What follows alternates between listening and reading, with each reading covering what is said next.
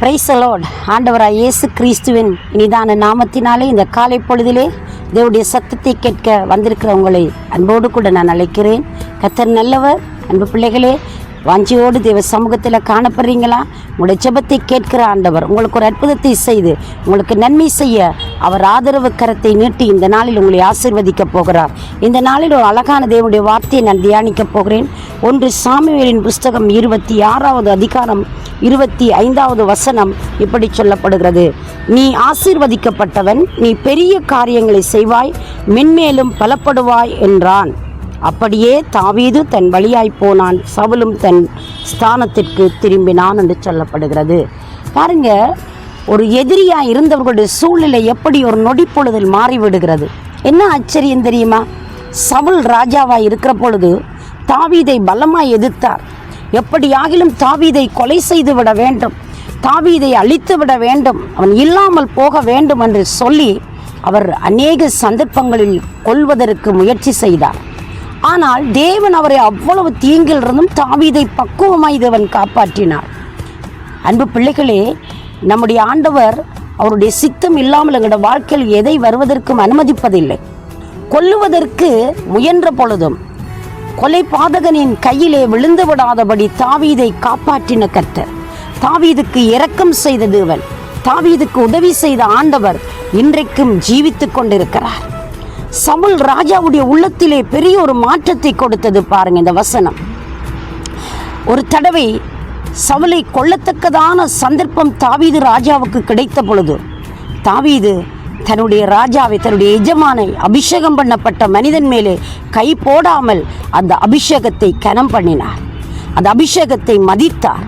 அந்த அபிஷேகத்தை துஷ்பிரயோகம் செய்யவும், அபிஷேகிக்கப்பட்ட மனிதன் மேலே பொல்லாங்கு செய்யவும் தன் கையை போடாதபடி, துணிகரம் கொள்ளாதபடி, தனக்கு வந்த தீங்குகள் நடுவிலும் தன் ஆத்துமாவை, ஆவியை, சரீரத்தை ஒடுக்கி அங்கே மிகவும் பக்குவமாய் தன்னுடைய வாழ்க்கையை நடத்தி சென்றதன் விளைவு என்ன தெரியுமா? இப்படியான வார்த்தையை சவுல் ராஜாவே அவருக்கு சொல்லத்தக்கதாய் வைத்தது. அன்பான தேவ ஜனங்களே, ஒரு கொடூரமான மனிதனாய், கொலை வெறியோடு அலைந்த மனிதனை அவருடைய தாவீதின் செய்கையானது அவருடைய வாழ்க்கையை அங்கே புரட்டி போடத்தக்கதாய் மாற்றி போட்டதுங்க. இந்த அபிஷேகம்தான் மெய்யான அபிஷேகம். தாவீது கடவுளை துதித்து மகிமைப்படுத்தி தேவனை ஆராதிக்கிற ஒரு தேவ பிள்ளை, எந்த இடங்களிலும் எல்லா சூழ்நிலைகளிலும் தேவனை தொழுது கொள்கிற ஒரு மனிதன், தன் எஜமானுக்கு, தன்னுடைய ராஜாவுக்கு, தன்னுடைய மாமாவாய் இருந்தாலும் இங்கே அபிஷேகிக்கப்பட்ட மனிதன், அந்த அபிஷேகிக்கப்பட்ட மனிதன் மேலின் கைகளை போடக்கூடாது, நான் கொல்லக்கூடாது, சந்தர்ப்பம் கிடைத்தாலும் அதை நான் செய்துவிட முடியாது என்று சொல்லி தன் வாழ்க்கையிலே வைத்த தீர்மானம், அந்த அபிஷேகத்தை கனம் பண்ணின அந்த கனம் பண்ணுதலானது தாவீது வாழ்க்கையில் பெரிய ஒரு ஆசீர்வாதத்தை கொண்டு வந்தது. இன்றைக்கு உங்களுடைய வாழ்க்கையில் இருக்கிற அபிஷேகம் துஷ்பிரயோகம் பண்ணப்படுகிறதா? உங்களை எதிர்க்கிறவர்களுக்கு முன்பதாக, உங்களை தள்ளுகிறவர்களுக்கு முன்பதாக, உங்களை அங்கே அவதூறு பண்ணுகிறவர்கள் எதிராய் வந்து நின்று உங்களை சதி பண்ணுகிற பொழுது உங்களுடைய அபிஷேகம் எத்தகைய காரியங்களை செய்கிறது? இதை குறித்து நாம் சிந்தனை செய்ய வேண்டும். எங்களுடைய அபிஷேகத்தை எந்த நிலையிலும் நாங்கள் இழந்து விடக்கூடாது. நாங்கள் இழக்கக்கூடிய அநேக சந்தர்ப்பங்கள் அந்த உலகத்தில் நாம் பார்க்கிறோம். பிரியமான பிள்ளைகளே, அத்தனை நிலையிலும் நாங்கள் எங்கள் வாழ்க்கையை பக்குவமாய் காத்துக்கொள்கிற பொழுது எங்களை படைத்த ஆண்டவர் நம்மளை பார்த்து கொண்டிருக்கிறார். அந்த அபிஷேகத்தை கனம் பண்ணி எங்களுடைய வாழ்க்கையிலே கலிகூற பண்ணவும், எந்த காரியத்திலே நாங்கள் இழந்து போய் தோற்று போய் நிற்கிறோமோ அந்த இடத்திலிருந்து எங்களை உயர்த்தவும் கனம் பண்ணவும் அவர் வல்லமை உள்ள ஆண்டவராய் இருக்கிறார். இந்த நல்ல நாளிலே அன்பு பிள்ளை, அன்றைக்கு தாவீதுக்கு உதவி செய்த ஆண்டவர், அந்த எதிரியின் கையிலிருந்து தப்புவித்த தேவன், அவருடைய அபிஷேகம் பண்ணுதலை மதித்த மனிதனுக்கு தேவன் பாராட்டின மிகுந்த கிருபை. எந்த மனிதன் எதிராய் வந்தானோ, எந்த சூழ்நிலை எதிரடியாய் நின்றதோ அதை கொண்டே ஆசீர்வதிக்கிறதை நாங்கள் பார்க்கிறோம். அன்பானவர்களே, இன்றைக்கு நீங்களும் நானும் நம்மேலே இருக்கிற அபிஷேகத்தை கரம் பண்ணுவோம். அந்த அபிஷேகிக்கப்பட்டவருக்கு இங்கே துரோகம் செய்யாதபடி உண்மைத்துவமாய் வாழுவோம்.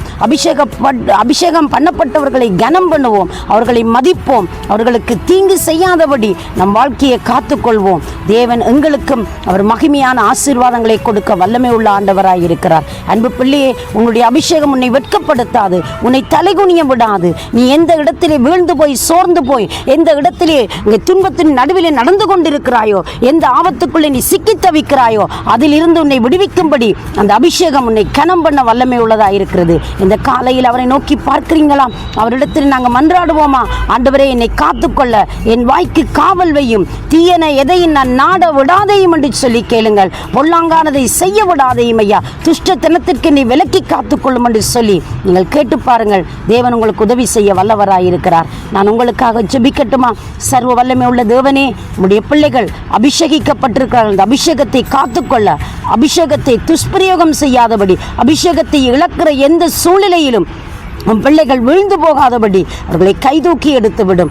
ஆண்டவரே, அபிஷேகத்தை கனம் பண்ணுகிற பொழுது அந்த அபிஷேகம் உயர்வை கொண்டு வரும். ஆண்டவரே, தாவீது ராஜா சொன்னது போல, சத்துருக்களுக்கு முன்பதாக எனக்கு ஒரு பந்தியை ஆயத்தம் பண்ணி என் தலையை எண்ணெயினால் அபிஷேகம் பண்ணுகிறார்ன்றது போல இந்த சூழ்நிலையில் உடைய அபிஷேகம் உடைய பிள்ளைகளை கனம் பண்ணி காத்து நடத்தும்படி உடைய கரங்களில் ஒப்புக் கொடுத்து ஆசீர்வதித்து ஜெபிக்கிறேன் ஜீவனுள்ள நல்ல பிதாவே. ஆமேன், ஆமேன். தேவன் தாமே உங்களை நிறைவாய் ஆசீர்வதிப்பாராக. God bless you.